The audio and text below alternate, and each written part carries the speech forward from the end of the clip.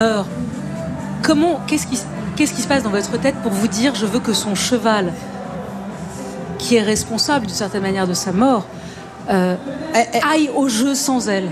Salut à tous, vous le savez, Léa Salamé a fait beaucoup parler d'elle depuis maintenant quelques jours.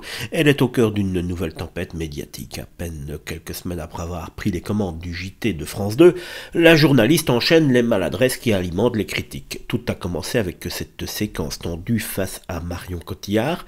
Invitée pour parler de son nouveau film, l'actrice s'est retrouvée face à une question intrusive. Comment allez-vous après votre rupture avec Guillaume Canet? Un moment de gêne palpable qui a provoqué un silence en plateau avant que Marion Cotillard ne retourne la question à la journaliste, visiblement mal à l'aise. Mais ce n'était que le début, car depuis une vidéo beaucoup plus dérangeante a refait surface sur Internet. Nous sommes en 2024, pendant les Jeux Olympiques de Paris.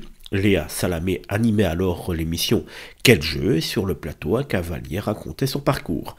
Mais la présentatrice a choisi de rappeler de manière extrêmement crue la mort tragique de Thaïs Meust, cavalière décédée lors d'un accident. Face à la maman de la jeune femme présente ce jour-là, Léa Salamé ose demander, et je vous mets le lien en description de cette vidéo, comme ça vous pourrez aller vous faire une idée du moment, puisque je ne peux pas le mettre sinon la vidéo sera bloquée par YouTube. Donc Léa Salamé demande, quand elle meurt, qu'est-ce qui se passe dans votre tête pour vous dire je veux que son cheval, qui est responsable d'une certaine manière de sa mort, aille au jeu sans elle?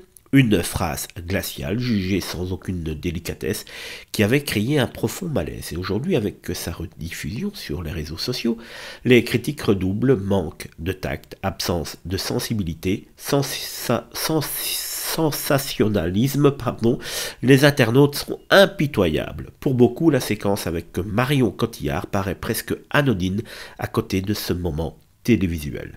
Léa Salamé, qui se voulait figure forte du JT de France 2, se retrouve donc déjà confrontée à une réputation écornée, celle d'une journaliste parfois trop frontale qui confond franchise et brutalité. Reste à savoir si elle saura corriger le tir ou si ces séquences continueront de la hanter. Quelque chose me dit qu'on n'est pas sorti de l'auberge avec Léa Salamé aux commandes du JT.